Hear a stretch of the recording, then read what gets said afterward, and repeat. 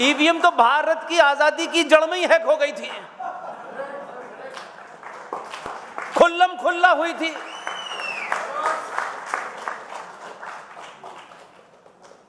इसलिए कोई नई बात नहीं है। भारत के राष्ट्रपिता ने हैक करवाई। आप उस बेचारे दिल्ली वाले पे आरोप लगाते रहते वो हैक कराएगा, वो तो खुद ही हैक हो चुका है आजकल। और उसके बाद क्या हुआ, जब वो विड्रॉ कर गए, जब आपने उनकी इंसल्ट की तो कोई रास्ता नहीं था, तब वो अध्यक्ष बने। ये 27 अप्रैल 1946 की घटना है। अब इसके बाद में आप मई, जून, जुलाई, अगस्त, यह भी 1946 की घटना है। इसका रिलेवेंस बहुत इंपॉर्टेंट है। किसी को याद है कि अगस्त 1946 में कोई घटना देश में घटी थी? भयानक घटना थी। जिन लोगों ने 23 मार्च 1940 को पाकिस्तान बनने के लिए रेजोल्यूशन पास किया था, उनको यह समझ में आ गया कि भारत के अंदर इस वोट से पाकिस्तान नहीं बन सकता। इसलिए 14 अगस्त 1946 बंगाल का चीफ मिनिस्टर हुसैन शहीद सोहरावर्दी की देखरेख में पुलिस को 2 दिन की छुट्टी देने के बाद 10 से 15 हजार सनातनी हिंदू बेटियों, माओं की लाशों को चौराहे पे बिछा दिया गया, क्योंकि वो जानते थे कि वोट से पाकिस्तान नहीं मिलेगा अगर हमने खून खराबा नहीं किया। इसलिए आज जो बच्चे इसको जानना चाहते हैं वो गूगल पे जाएं, कहीं वो कैलकाटा किलिंग के नाम से जानी जाती है, कहीं वो डायरेक्ट एक्शन के नाम से जानी जाती है। वो एक प्रायोजित मामला था।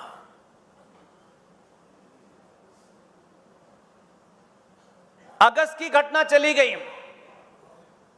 इमीडिएटली आनन फानन में इस घटना के बाद उनको लगा कि और देर न हो जाए, 2 सितंबर 1946 को यूनियन जैक के नीचे अंग्रेज अफसर वॉविल द्वारा किंग ऑफ ग्रेट ब्रिटेन के प्रति अपनी आस्था और निष्ठा प्रकट करते हुए यकायक 2 सितंबर 1946 को चचा जान को प्रधानमंत्री की शपथ दिलाई गई। भारत समझता है कि वो पहली बार 15 अगस्त 1947 को बने हैं। अब आप सोचिए कि वो 2 सितंबर 1947-46 को प्रधानमंत्री की शपथ ले रहे हैं और मंत्रिमंडल बनाया, जिसे आप अंतरिम सरकार के नाम से जानते हैं। उस मंत्रिमंडल की पूरी लिस्ट ग्रेट ब्रिटेन गई अप्रूवल के लिए, और 7 सितंबर 1946 से संविधान की मीटिंग शुरू हो गई। अब इन 6 घटनाओं से आप उस नतीजे पे पहुंच सकते हैं कि 1946 और 1947, 14 अगस्त 1947 तक जो ब्रिटिश इंडिया का आखिरी वॉइस रॉय था, the last viceroy of British India was Louis Lord Mountbatten. हम आजाद हुए जैसा कि माना जाता है। 15 अगस्त 1947 को ब्रिटिश साम्राज्य का आखिरी वॉइस रॉय आजाद भारत का पहला गवर्नर जनरल बना। यह कहानी यहीं तक नहीं रुकी है। 1948 में माउंटबेटन का ट्रांसफर भूटान कर दिया गया था। वो वहां के गवर्नर जनरल हो गए थे। और यह डॉक्यूमेंट है 28 अप्रैल 1948 का। इस पे चचा के साइन हो रहे हैं। यह ओरिजिनल डॉक्यूमेंट की फोटोकॉपी है और यह डॉक्यूमेंट 3 मूर्ति में रखा है। जहां बहुत से ऐसे डॉक्यूमेंट हैं कि बहुत लोगों के भी कपड़े उतरने वाले हैं। 28 अप्रैल 1948 को चचा चिट्ठी लिख रहे हैं, और चिट्ठी लिख रहे हैं वहां के किंग को, और चिट्ठी में लिख रहे हैं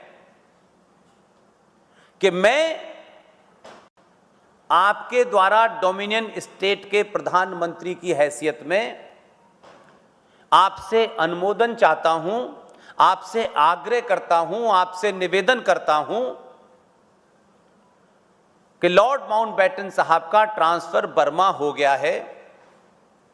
मैं आपसे अनुमति चाहता हूं कि जो बंगाल के गवर्नर थे सी राजगोपालाचार्य, मैं उनको भारत के नए गवर्नर जनरल नियुक्त करने की आपसे अनुमति चाहता हूं। यह 1948 में 28 सितंबर को आजाद भारत का प्रधानमंत्री अनुमति लेकर के अपना गवर्नर जनरल नियुक्त कर रहा है। भारत आजाद है। इतने डॉक्यूमेंट हैं,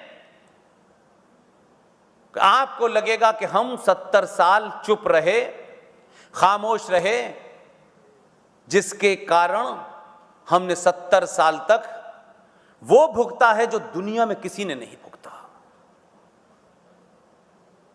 इसलिए तब आपको पता चलेगा कि वो 46 का चुनाव क्यों हुआ, गांधी जी ने क्यों इसके ऊपर अपनी हठधर्मी की कि नहीं, पहले तो वो कैंडिडेट ही नहीं था, फिर कैंडिडेट के बाद भी वो कांग्रेस ही कितने महान थे जिन्होंने एक भी वोट नहीं दिया चचा को। तो भारत की उस जड़ को अगर आप समझेंगे तब आपको पता चलेगा कि आज का संकट क्या है। और इन संकटों में एक नहीं, बहुत सारे हैं, लेकिन मैं बहुत सारी लंबी बात नहीं करना चाहता। आज हमारे देश में पूरा हिंदू समाज 95 करोड़ एक चीज की रट पकड़ ली उसने। मैं बार बार कहता हूं कि जब आप अपने को हटा करके कि मैं इसमें शामिल नहीं होऊंगा, दूसरे लोग इसमें शामिल हो, तो आप किसी को सही राय नहीं देंगे। पूरा 95 करोड़ सनातनी हिंदू सुबह से लेकर शाम झूठ बोल रहा है। ये कानून बना दो, यूसीसी बना दो तो समस्या सॉल्व हो जाएगी, मंदिर के लिए कानून बना दो, इसके लिए कानून बना दो, उसके लिए कानून बना दो। कानून से राष्ट्र नहीं चलता है। और ये सब इसलिए कहते हैं, माफ कीजिएगा मैं बहुत ब्लंट आदमी हूं, ये चौराहे चौराहे जो दुकानें खुली हुई हैं उनकी पोल खुल जाएगी इसलिए वो सुनना नहीं चाहते।